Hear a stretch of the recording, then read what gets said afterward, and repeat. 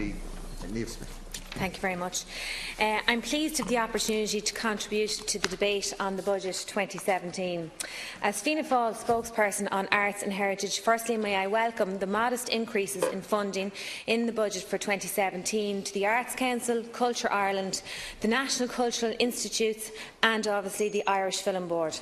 However, we must acknowledge the reality, which is the arts, culture and film budget in 2015 had an increase from £156.5 million to £188.5 million in 2016.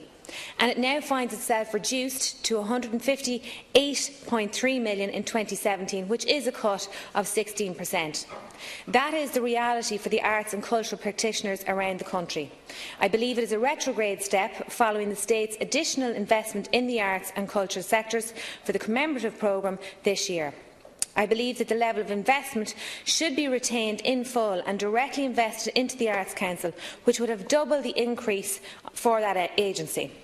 Fianna Fáil has a strong tradition in supporting our Irish arts and culture, and we've always acknowledged the impressive contribution the arts community has made in this country. We are committed to protecting the independence of the arts community, ensuring a stable, sustainable, secure funding model for the arts, with progressive increases in state expenditure in line with improvements in the economy and public finances. We are committed to enabling full community engagement and the benefit from state funds supporting an arm's length principle which promotes the Arts Council autonomy in distributing arts funds to artists and arts organisations. We are committed to enhancing arts provision in our education sector and in particular seeing the rollout of local arts and education partnerships through our ETBs across the country. We are committed to ensuring the local authorities implement a local arts action plan which benefits local communities and also local artists, bringing the arts directly to the people. This budget presents minimal measures to cope with the fundamental challenges of Brexit, and in light of that, encouraging active cooperation between the Arts Council here in the Republic and the Arts Council in Northern Ireland is now more important than ever. We in Fianna Fáil placed the arts front and centre in a Dáil private members' motion last June, calling for sustained increase in arts funding. The motion won cross-party backing and reflected widespread public support for improved arts funding. I am delighted that an additional £5 million has been made to the Arts Council, with £2 million to the Irish Film Board and £1 million to Culture Ireland. The arts are essential for the well-being and advancement of the Irish people, and a thriving arts cultural sector which can make a positive contribution to the country as a whole. Not only do the arts have an intrinsic value on our own national life, they also represent the important economic sector in terms of employment and tourism. It is therefore important that the further increases are secured in the years ahead. In our election manifesto, we committed to year-on-year increases in funding for the arts, and we remain committed to that. For our part, Fianna Fáil believes that the rapid progress should be made in successive budgets in increasing our allocation for the arts. I have previously urged more funding too for the film industry, which I think we all accept the indigenous film and TV production sector has a significant cultural and economic impact in Ireland. It is a sector that has enjoyed many successes in recent years and competes well on the world stage. However, there is a growing belief that assistance was needed, particularly in the form of increased funding for the Irish Film Board, so I am pleased that we have extra funding approved in that way. We have a £1 million allocation to the Heritage Council, which is less than what I had hoped to see.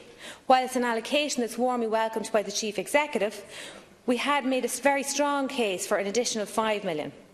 For every €1 spent by the Heritage Council, the Irish tourism industry generates €4.40 through increased tourism revenues, and over 75% of its annual budget is allocated in creating and supporting employment in the heritage sector. Last year, when the revised estimates were published in December, additional funding was secured for the Arts Council. Therefore, if there was a repeat of this in December, can I express the hope that the Heritage Council will benefit from that.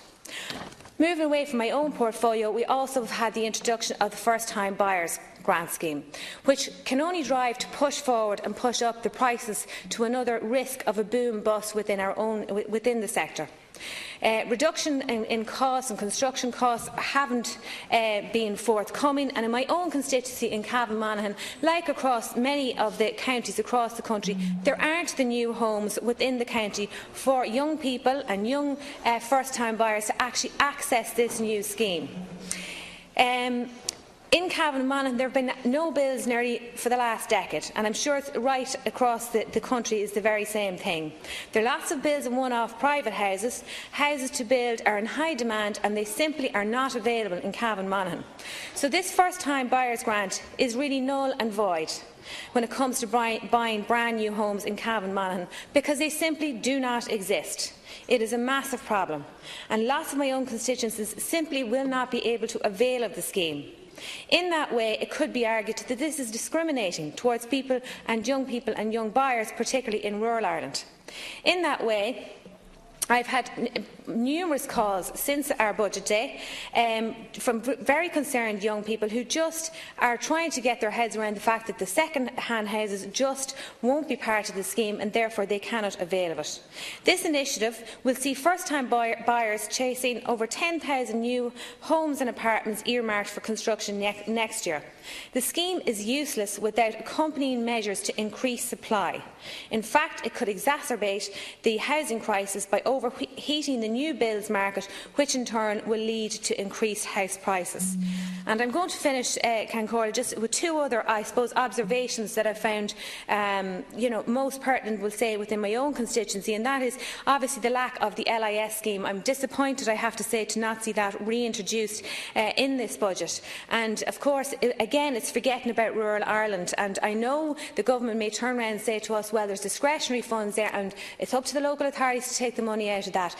The local authorities have suffered cut on cut over the last 8 or 10 years. I know my own local authority has suffered a 48% cut on roads.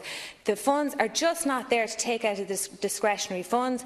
It's made up particularly of a farming community where farmers and families depend on getting in and out of their lanes, good weather, bad weather, and the LIS scheme was hugely important.